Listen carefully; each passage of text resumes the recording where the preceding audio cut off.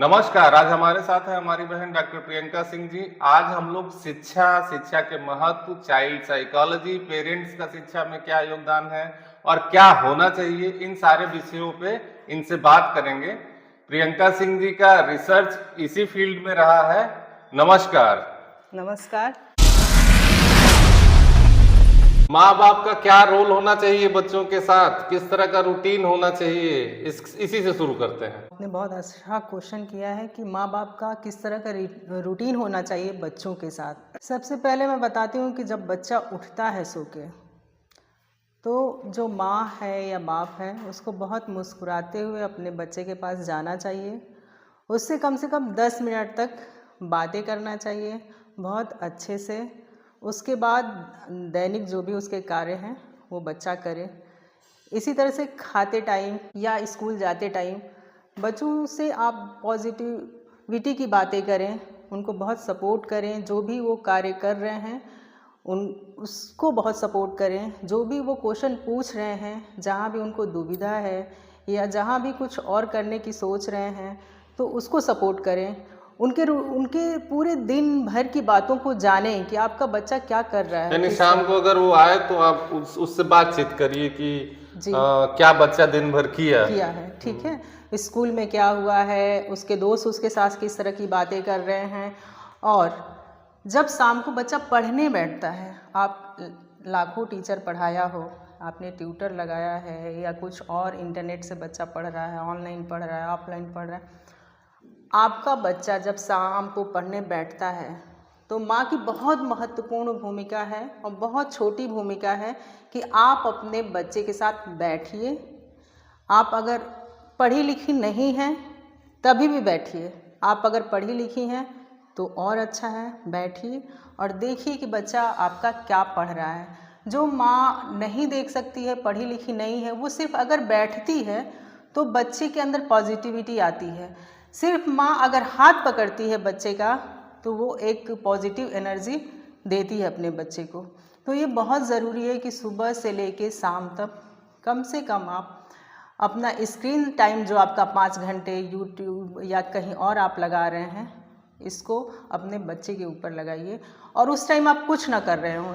ये नहीं कि शाम को अगर आप बच्चे के पास बैठे हैं, देख रहे हैं कि बच्चा पढ़ रहा है, तो आपको ये लगता है कि हमें तो कुछ समझाना नहीं है और आप मोबाइल देख रहे हैं या किसी से बात कर रहे हैं। ये नहीं होना चाहिए। आपका पूरा अटेंशन बच्चे के साथ होना चाहिए। हाँ, ये बहुत ज़रूरी है। शिक्षा है क्या? शिक्षा क्या है? सबसे पहले हमें यही समझना है, जितने भी पेरेंट्स देख रहे हैं, होलिस्टिक डेवलपमेंट की हम बात करते हैं, किस प्रकार का होना चाहिए, शिक्षा क्या महत्व रखता है, ये जानना जरूरी है।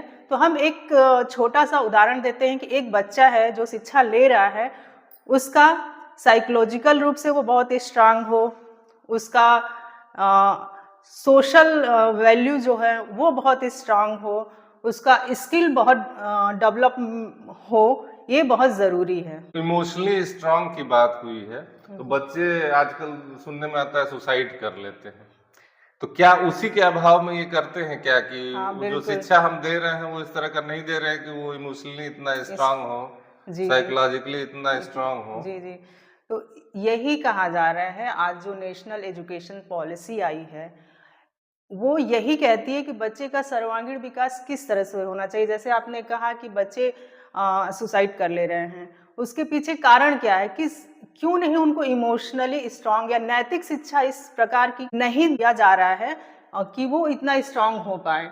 उसके पीछे बहुत सारे कारण हैं। एक कारण पे हम अभी चर्चा आपसे कर रहे हैं कि जैसे हुआ परिवार। पहले क्या होता था, लोग फैमिली बड़ी होती थी, बच्चा का ग्रोथ उसमें होता था, तो वो अपने दादा दादी नाना नानी वो से कहानियां सुनता। परिवार में जो संबंध उसके बनते थे वो इतने स्ट्रांग होते थे कि इमोशनली बच्चे को बहुत ही ज़्यादा सपोर्ट करते थे। आज उसकी कमी हो गई है। पेरेंट्स जो है वर्किंग हैं, वो नहीं टाइम दे पाते हैं। और एक और कारण मैं आपको बता रही हूँ कि जो आजकल इंटरनेट का ज़माना आ गया है, यूट्यूब का ज़माना आ गया, यूट्यूब पे बच्चे या पेरेंट्स बहुत ज़्यादा से ज़्यादा अपना टाइम व्यतीत करते हैं। इससे क्या होता है, बच्चे में जो है विकृतियाँ उत्पन्न हो रही हैं। बच्चा उस तरह से इमोशनली अटैच नहीं हो पा रहा है, ना पेरेंट्स से हो पा रहा है, ना अपने दादा दादी से हो रहा है, ना नाना नानी से हो रहा है, किसी के पास इतना टाइम नहीं है, लोग वर्किंग हो गए हैं, तो इसका बहुत ज़्यादा असर पड़ रहा है आजकल के बच्चों के ऊपर। और इस मतलब जो बच्चा विद्यालय में भी जा रहा है वो उस तरह की शिक्षा नहीं ले पा रहा है जिससे कि वो इमोशनली बहुत स्ट्रांग हो, फिजिकली बहुत मतलब स्ट्रांग हो। ओवरऑल उसका पर्सनालिटी डेवलपमेंट ही मेन उद्देश्य है उद्देश्य है शिक्षा का। सिर्फ जी, रोजगार उसका एक आयाम हो सकता है, आयाम हो सकता है, लेकिन जी। हमारे यहाँ तो रोजगार ही सब कुछ है। क्या आपको लगता है कि अगर उसका ओवरऑल डेवलपमेंट हो जाए तो वो रोजगार को और तेजी से पा सकता है? बिल्कुल। वर्तमान में किस तरह की शिक्षा बच्चों को दी जानी चाहिए? पेरेंट्स किस तरह की शिक्षा दें अपने बच्चों को? जी, देखिए वर्तमान समय में किस तरह की शिक्षा दी जाए या पहले भी जिस तरह की शिक्षा दी जाती थी उसमें अब वर्तमान में किस तरह से पहले की चीज़ें लिया जाए। एक तो नैतिक शिक्षा देना बहुत ज़रूरी है बच्चों को। दूसरा क्या है, हमें ये जानना ज़रूरी है कि बच्चे की क्षमता क्या है।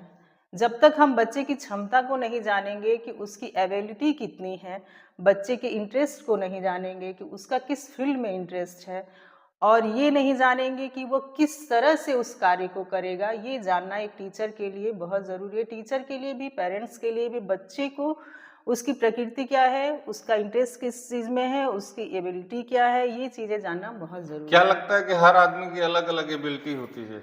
इसीलिए मैं इसकी बात कर रही हूँ ना कि हर बच्चा, एक बच्चा जो है दूसरे बच्चे से अलग है। तो वो बच्चा, एक बच्चा जो कार्य को कर सकता है, हो सकता है कि उस कार्य को दूसरा बच्चा उतने अच्छे से नहीं कर सकता है। इसलिए बच्चे की प्रकृति को जानना जरूरी है, बच्चे की क्षमता को जानना जरूरी है कि किस काम को कौन सा बच्चा किस तरह से कितना कर सकता है। जैसे मैंने विदेशों में देखा था कि कोई बच्चा अगर बांसुरी बजाता है जी, तो वो धीरे धीरे बांसुरी में ही एक्सेल करके अपना कैरियर बना लेता है, और वो इतना पैसा बांसुरी बजा बजा के ही कमाता है, बड़े बड़े कंसर्ट में बजाएगा, अलग से बांसुरी का उसका शो होगा। जी, जी, तो लगता है कि इंटरनेट और ये सारी चीजें आ जाने के बाद हमारे यहाँ भी इस तरह से हर फील्ड डेवलप होना शुरू हो गया है। अभी जैसे स्टैंड अप कॉमेडियन आ गए हैं, जो कॉमेडी करते थे उनका अलग अलग शो जी, होने जी, लगा है। जी, जी। तो ऐसे हर फील्ड में क्या लगता है कि अगर उसकी जो स्पेशल स्किल है उसको खोज करके डेवलप कर दिया जाए तो वो रोजगार का माध्यम बन सकती है उसमें। बिल्कुल, बिल्कुल सही है। और आज की शिक्षा की मांग ही यही है कि आप स्किल डेवलप कीजिए बच्चे का। जो मेन फोकस है, जैसे आपने कहा कि क्या रोजगार जो है शिक्षा का एक आयाम हो सकता है, तो शिक्षा का आयाम है रोजगार। शिक्षा तो क्या होलिस्टिक डेवलपमेंट कर ही रहा है, उसके साथ साथ स्किल भी डेवलप करे ताकि बच्चा। और एक चीज़ मैं और बोलूँगी, जैसे हमारे यहाँ क्या होता है जब 12th पास कर लेते हैं या उसके बाद भी कोई अगर यूजी पीजी का या जो भी एमएससी बीएससी या कुछ टेक्निकल एजुकेशन लेने के बाद बच्चा सोचता है कि हमें किस फील्ड में जाना है। ये बहुत बड़ा मतलब बहुत ही ज़्यादा संकट की बात है हमारे देश के लिए कि जब आप अपनी पूरा एजुकेशन, स्कूली शिक्षा पूरा कर लेते हैं तब बच्चे को, और उसके पीछे भी बहुत कारण है, तब बच्चे को पता चलता है कि हमें कहाँ जाना है। जबकि आपको जब बच्चा क्लास 6 में हो, 7th में हो, तो हम ये कह रहे हैं कि आप तभी उस पे फोकस कीजिए कि वो किस तरह का स्किल रखता है, उस हिसाब से उसको फील्ड दीजिए। तो क्या कोई प्रोफेशनल तरीका है कि जिससे पता चले, जैसे कोई साइकोलॉजिस्ट के पास हम ले जाएं, काउंसलर के पास ले जाएं, जी बिल्कुल। कुछ है ऐसा तरीका कि पता चले क्या स्किल इसकी अच्छी है? जी, जी, जी। देखिए अभी तो जैसे मैंने आपको कहा ना, नेशनल एजुकेशन पॉलिसी जो आई है उसमें ये सारी चर्चाएं की गई हैं कि बच्चे के अंदर जो ज्ञान के साथ साथ जो हमारे पूर्वजों ने ज्ञान दिया उसके साथ साथ हम बच्चे को सतत सीखने की शिक्षा दें और स्किल बच्चे के अंदर क्या है उसको भी आगे बढ़ाएं। लेकिन देखिए अभी पूरी तरह से उस तरह की कोई संरचना नहीं आई है, क्योंकि मैं तो स्कूल में मैंने घूम घूम के काम किया है और डेटा की वजह से मुझे स्कूलों में जाना पड़ा है और मैंने ट्राइबल बच्चों पे काम किया है। तो अभी इस तरह का मैंने कहीं कोई व्यवस्था नहीं देखा है, लेकिन ये होना चाहिए क्योंकि जब तक ये साइकोलॉजिस्ट इसमें अपना रोल निभा सकते हाँ, हैं। काउंसलर, देखिए काउंसलर जैसे हमारी पत्नी है, आर्मी के स्कूल है जिसमें वो है लेक्चरर, तो वहाँ पे काउंसलर रखे गए हैं। जी जी वो कोई बच्चा अगर बदमाशी कर रहा है तो काउंसलिंग करके कैसे उसको ठीक किया जाए, या कैरियर में क्या स्किल्स है जी। वो खोज के निकालते। तो क्या ऐसे हर जगह होना चाहिए, साइकोलॉजिस्ट रखा जाना जी, चाहिए? बिल्कुल, हर जगह, हर स्कूल में रखा जाना चाहिए। आज के डेट में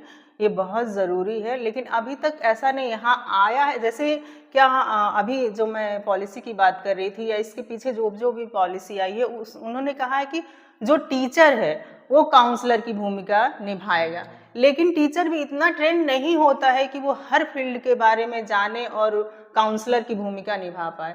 तो इसके लिए देखिए ज़रूरी है कि पहले 6, 7, 8 में ही बच्चों की काउंसलिंग की जाए कि बच्चा कौन सा इसके। और देखिए जैसे आपने कहा बांसुरी के लिए, तो इस तरह की व्यवस्था स्कूल में होनी चाहिए, तब तो पता चलेगा बच्चा सिंगिंग में जाना चाहता है, डांसिंग में जाना चाहता है, व्यवस्था कुकिंग भी में होनी जाना चाहिए। चाहिए और वहाँ उपलब्धता भी होनी चाहिए कि उसको उपलब्धता भी बांसुरी होनी कोई चाहिए। सिखाए, जी। या फिर किसी ऐसे स्कूल में उसको शिफ्ट किया जाए जहाँ वो व्यवस्था जहाँ हो। इस तरह का स्कूल हो या इस तरह की व्यवस्था हो, बच्चों को उसी लेवल से उस स्कूल में शिफ्ट किया जाना चाहिए। जैसे मैंने आपके देखिए एक इंटरव्यू में मैंने देखा था कि आप बात कर रहे थे कि गांव के जो बच्चे हैं वो सेना में जाना चाहते हैं। सेना में जाना चाहते हैं, या कोई बच्चा अगर किसी स्पोर्ट्स में जाना चाहता है, तो आप ये बताइए कि अगर 6 में हम उस बच्चे को ट्रेनिंग दे रहे हैं तो वो ज़्यादा अच्छा काम करेगा आगे जाके, या जो बच्चा 12th पास कर लिया या 20-21 की उम्र में जाके ऑब्वियसली जो 6th वाला है वो ज्यादा अच्छा काम करेगा। काम। अच्छा, ये वाइंड अप करते हैं कि इसमें पेरेंट्स का क्या रोल होना चाहिए? देखिए पेरेंट्स का बहुत बड़ा रोल है आपके बच्चे को आगे ले जाने में या आपके बच्चे को पीछे रह जाने में भी। मैं दोनों बात कहूँगी। क्यों? क्योंकि जो पेरेंट्स होता है वो माता को कहा गया है कि पहली शिक्षिका होती है। माँ से अच्छा अपने बच्चे को कोई नहीं जान सकता। अभी तो ये भी व्यवस्था की जा रही है या हो रही है कि माता पिता की भी काउंसलिंग की जाएगी बच्चे के साथ साथ। तो माता पिता का बहुत रोल रहता है। अब देखिए एक चीज़ मैं बताती हूँ, जैसे अगर माता पिता ने देखा कि या समाज में कुछ ऐसे पोस्ट हैं या पद हैं जिनको अगर बहुत अच्छा माना जाता है, तो माता पिता को क्या लगता है, बच्चा पैदा होता है और अभी प्राइमरी का एजुकेशन ले रहा है, लेकिन माता पिता के दिमाग में ये बैठ जाता है कि बच्चे को डॉक्टर बनाना है, बच्चे को इंजीनियर बनाना है, ये जानने के बिना कि बच्चे का स्किल क्या है, बच्चे की क्षमता क्या है। हाँ, वो बबुआ हमार डीएम हुई है। तो और ये क्या है जानते हैं, बच्चे के साथ साथ ये पूरे देश के लिए बहुत खतरा है। ये पूरे देश का, पूरे राष्ट्र के हित के लिए बहुत खतरा है। क्यों खतरा है मैं बताती हूँ। एक बच्चा जो है अगर 6 में, आपने कहा, मैं उदाहरण देती हूँ, सिंगिंग में बहुत अच्छा है, 7th में गया उसको सिंगिंग का फील्ड मिला, 8th में गया उसको सिंगिंग का, और भी सारा एजुकेशन ले रहा है, लेकिन उसके साथ साथ मेन फोकस इस पे है सिंगिंग का। वो बच्चा क्योंकि उसको इंटरेस्ट है, उसकी एबिलिटी है, तो वो उसको बहुत इंजॉय करेगा, उसको काम नहीं लगेगा, वो चीज़ ना बोझ लगेगा वो, बल्कि वो जब तक वो चीज़ नहीं करेगा तब उसको परेशानी होगी। जैसे अगर मतलब बहुत छोटा सा उदाहरण में डांसिंग का, अगर कोई बहुत डांस करता है और गाना सिर्फ बजा दीजिए तो अपने आप, क्योंकि वो मेंटली उसको सुख देगा, तो अब एक काम जो मेंटली भी सुख दे रहा है, शारीरिक सुख दे रहा है, सामाजिक सुख दे रहा है उसको, क्योंकि जब वो परफॉर्मेंस देता है तो उसको लगता है कि लोग उसकी तारीफ कर रहे हैं, उसको बहुत अच्छा फील होता है, उस फील्ड में अच्छा काम करेगा। या उसी बच्चे को आप 5th में है, 4th में है, आप उसको 10 घंटे पढ़ाइए, उसको कोई इंटरेस्ट नहीं है, सरकार का पैसा लगा एजुकेशन पे, उसके माँ बाप की भी मेहनत लगी, और आगे हो सकता है बच्चा वो कुछ ना करे, घर में बैठे रहे, 40 साल तक वो बच्चा बैठा रहा घर में। उसके बाद अगर मान लीजिए प्राइमरी की नौकरी मिल जाती है, तो क्या हमारे राष्ट्र में जो स्कूली एजुकेशन पे खर्चा हुआ उस बच्चे का, उसका नुकसान नहीं हुआ? क्या जो इंटरनेशनली वो बच्चा हमारे राष्ट्र की तरफ से योगदान दे सकता था, एक बहुत बड़ा कम एज में दे सकता था, यहाँ बच्चे 40 साल तक बैठे रहते हैं, इसकी तैयारी करते हैं, उसकी तैयारी करते हैं, उस करियर में जाते हैं, इस करियर में, उनको पता ही नहीं होता है कि हमें किस में जाना है। क्यों? क्योंकि एक तो वो सोसाइटी के प्रेशर से, माँ बाप के प्रेशर से, या अगर साथ में सहपाठी भी कुछ इस तरह की एक्टिविटी में हैं कि वो डॉक्टर बन रहे हैं तो उसको देखा देखी कर रहे हैं। तो ये बहुत बड़ा नुकसान है। एक और चीज है ना, जैसे हमारे यहाँ कुछ कुछ विशेष सरकारी नौकरियों को बहुत ग्लोरीफाई कर दिया गया है। जी सिर्फ पैसे का ही मामला नहीं है, पैसा किसी का काम जी, 10,000 जी, में भी चल जाता है, किसी का 20,000 में भी काम निकल जाता है। जी लेकिन वो डीएम साहब हैं, वो डॉक्टर साहब हैं, उसको इतना ग्लोरीफाई कर दिया गया कि उसके पीछे भागना शुरू कर देते हैं। जी। अब जैसे हम लोग के इस एरिया में, यूपी और बिहार में, हम लोग देखते हैं डीएम बनना, आईएएस का तैयारी जबकि आप साउथ में जब जाएंगे जी या इवन मेट्रो सिटीज में जाइए तो वहां पता ही नहीं होता है कि डीएम कौन है, एसपी कौन, ना तो कोई उसकी तैयारी कर रहा होता है। जी जी। तो वही मैं बोल रही हूँ ना कि जो क्षमता है बच्चे की, क्षमता अगर टीचर बनने की है तो वो शुरू से क्यों नहीं उसकी तैयारी करे, और जब वो टीचर बन के जाएगा तो वो एक टीचर हजारों बच्चों के करियर को बनाएगा। लेकिन वो बच्चा अगर उसमें जा रहा है जो जिसको बिल्कुल इंटरेस्ट नहीं है, किसी दबाव की वजह से या किसी तरह से पेपर पास कर लेने की वजह से जा रहा है, तो वो उनका भी नुकसान करेगा, हमारे देश का भी नुकसान करेगा, पूरे मानव समाज का भी नुकसान करेगा। बहुत बहुत धन्यवाद आपका। Thank you. फिर जल्दी ही मिलते हैं आपसे किसी दूसरे टॉपिक पे। जी। नमस्कार।